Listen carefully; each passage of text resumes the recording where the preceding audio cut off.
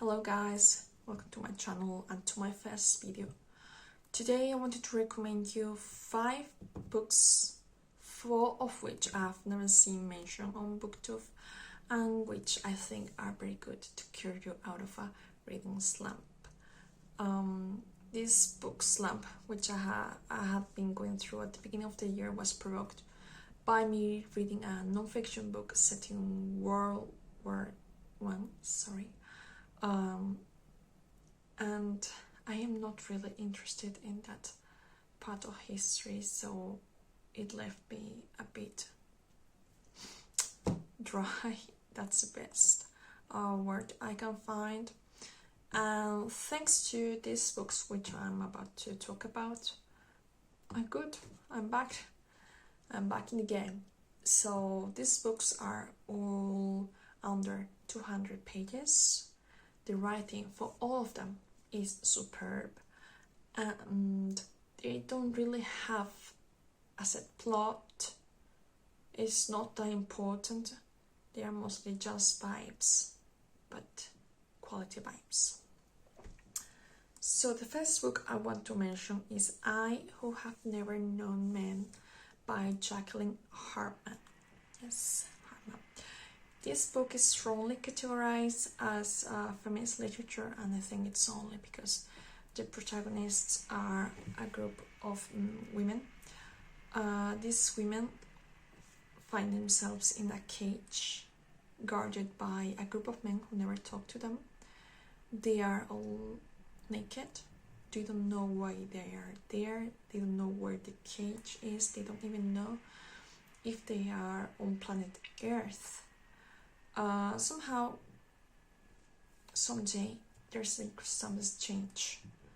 And I don't want to spoil anything, but what comes after was a harrowing experience to read. I wouldn't be able to tell you the genre which this book belongs to. It's for sure a dystopian book, but is it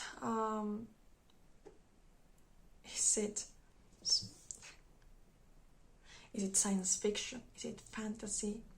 Is it thriller? The only thing I know is that I have never read a book like this before. The author describes vividly their emotions, their illnesses, their deaths, everything that goes through their minds.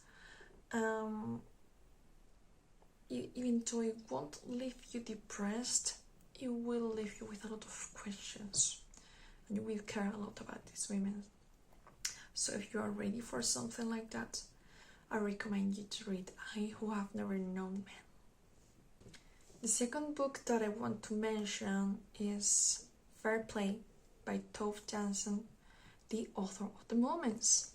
So yeah, she has more books. This book is divided in chapters that are around 2 to 3 pages long, and the protagonists are 2 women who are called Mary and Jonah, and they might or not be a couple, although they are inspired by the author and her partner Tuuliki Pietila's life, and we see these women living together, discussing art, discussing home decor, living in their island, fighting. And the book is very cozy because they are just in their home, painting, writing. It warmed my heart to see these women caring so much about each other, and their life is not perfect, but they make it seem perfect. There are a lot of philosophical discussions in this book, and I think you learn a bit about human nature when you finish it. So that is Fair Play. Book is M by Kim Thúy. It's a very sad book just because of its setting, which is the Vietnam War, or the American War as they call it in Vietnam. So we don't have a protagonist in this book. We follow a series of characters whose lives become interconnected somehow. The author describes what happens to them, what they do, but she goes very lightly on their personalities and their thoughts. So it's all very superficial, but the writing is super poetic, and it makes you very sad to see them go through bad things when they were fighting to get a happy life.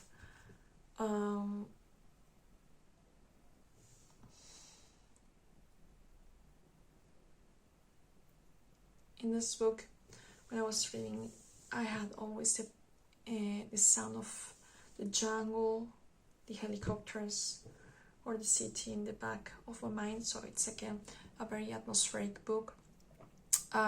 It reaches an end. There is a kind of happy ending. The author herself was a refugee. She fled from Vietnam to Canada, and she has small books set in the Vietnam War. So I really recommend them if you read this one and then you want to continue. So yeah, I recommend this if you're ready for some gruesome stuff, but very beautiful writing. You have to read M by Kim Thúy. Next we have my favorite book of the lot. It's called Season of Migration to the North by Tayeb Salih, and this is my first novel by a Sudanese author, and this author was a scholar of Arabic literature, which shows because it's an exercise in beauty, not only in writing. The plot is again a little vague, but it leaves you hooked because you want to discover it. You want to know what the plot is about, and the characters are very mysterious. So it keeps giving. We have a narrator who is very passive, and a subject or a protagonist maybe, who is called Mustafa Said, who befriends the narrator. So they have something in common, which is that both have lived in the UK in their youth. This book is set in post-colonial Sudan, so when Sudan gained independence, and that is important for the plot because both protagonists represent one side of history. While Mustafa Said was a pre-independence man, he lived in colonial times. He feels humiliated by his experience.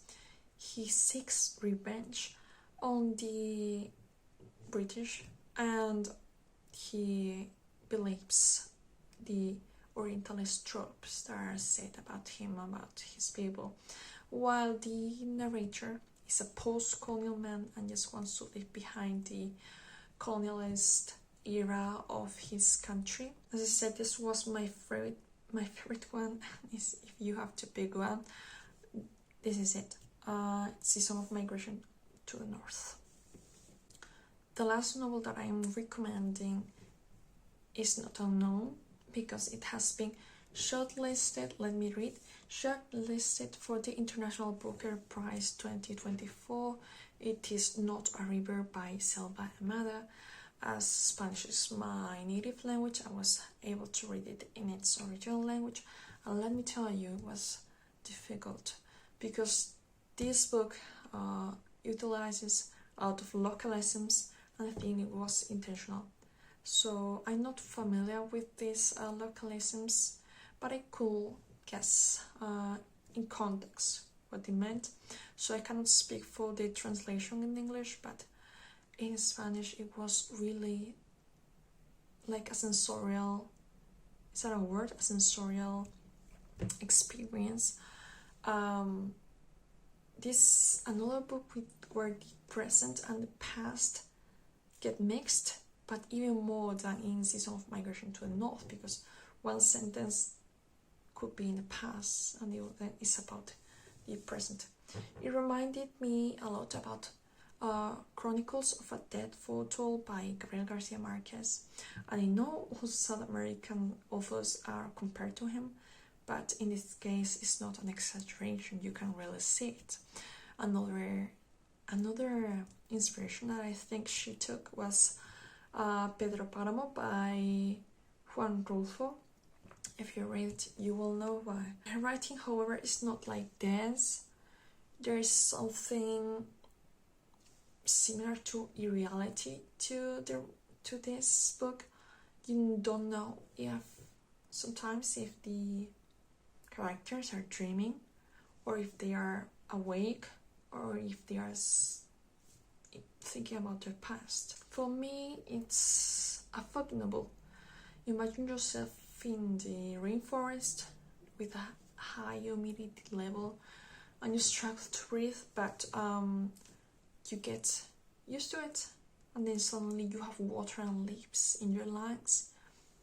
That's how you get into this novel, with a bit struggle, but you get there.